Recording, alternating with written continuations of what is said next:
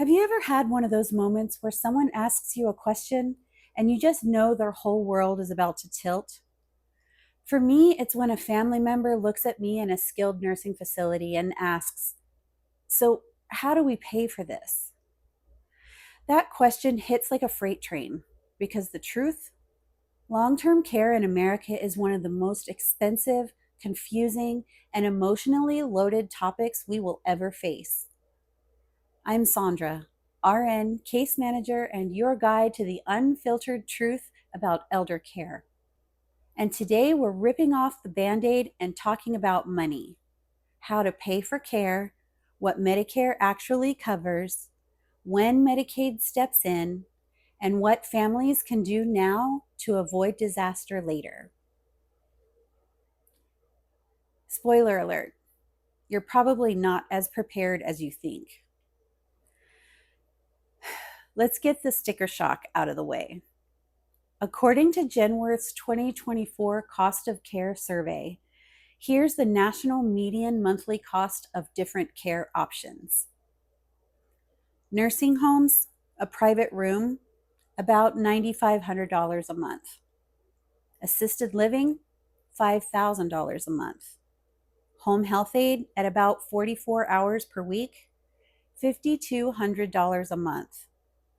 Adult daycare, $1,700 a month. Let me pause for a truth bomb. Most families think Medicare covers all this. It does not. These numbers aren't a typo, they're reality.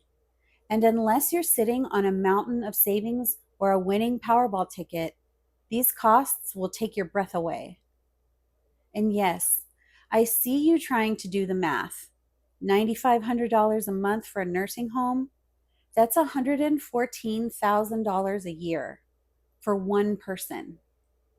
Now multiply that by two spouses. Deep breaths, people. Listen, if you're already sweating and learning something new, hit that subscribe button because this is Elder Care Unfiltered, and every week we talk about the stuff no one else tells you until it's too late. Okay, back to the breakdown. Here's the truth. Medicare is fantastic for short-term medical care. Hospitalizations, surgeries, rehab after an illness. But when it comes to long-term custodial care, that's the everyday help with bathing, dressing, and eating. It's not your sugar daddy. Medicare covers up to 100 days in a skilled nursing facility if you meet criteria. Days 1 to 20 are fully covered. Days 20 to 21 require a copay, currently around $200 per day. And after 100 days, you're on your own. But here's the kicker. You only qualify for those days if you've had a 3-day hospital stay. The moment Medicare decides you've plateaued, the coverage stops. Families are shocked when mom gets discharged on day 14 because she's not making enough progress. I've seen it 1,000 times. And no, Medicare does not cover assisted living. It doesn't cover 24-hour care at home. It doesn't cover a live-in caregiver. Truth bomb. Medicare is not a long-term care plan. So if Medicare doesn't pay, what about Medicaid? Medicaid does cover long-term nursing home care, but it comes with strict eligibility rules. There are income limits, which vary by state, but usually it has to be under $2,742 per month for 2024.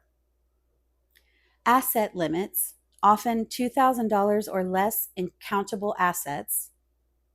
A 5-year look-back period on gifts and transfers, meaning you can't just move money to your kids and then apply. Families try all kinds of tricks, like adding a child's name to the house deed or giving away cash at Christmas. And then, when they apply for Medicaid, they get penalized with months of ineligibility. One family I worked with gave away $50,000 to their church 2 years before applying. Medicaid hit them with a penalty period of over a year where they had to pay privately. They nearly lost the house trying to cover their bills. Medicaid is a safety net, yes, but it's not easy, and it requires planning far earlier than most families realize. Let's talk about long-term care insurance. It can be a lifesaver, but only if you bought it when you were younger and healthier. Premiums skyrocket with age, and many policies cap the daily benefit around $150 to $200. Meanwhile, the private pay rate at most nursing homes is closer to $300 per day. That leaves a big fat gap. There are hybrid life long-term care products, and some people use health savings accounts to help cover costs. But again, planning is everything.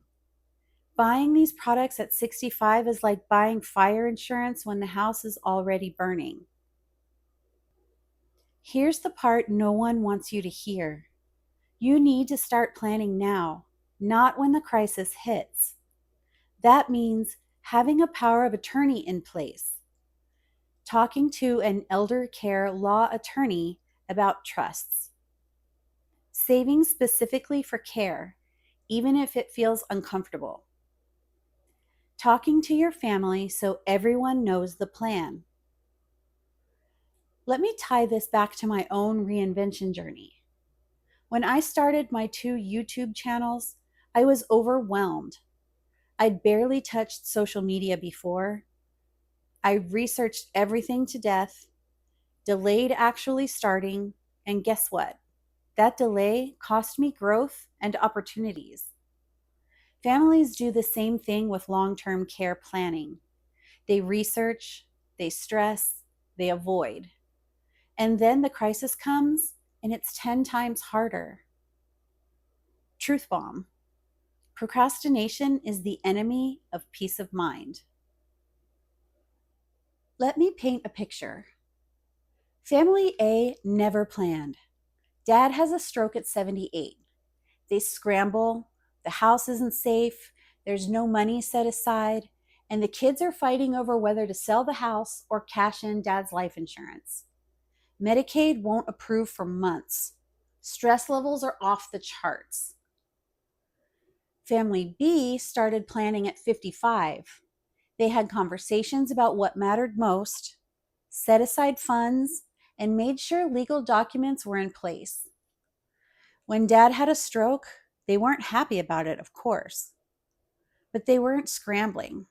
They already knew the next steps. Same health crisis, completely different outcomes. Here's the bottom line. Medicare is short-term only. Medicaid is strict, but life-saving if you qualify.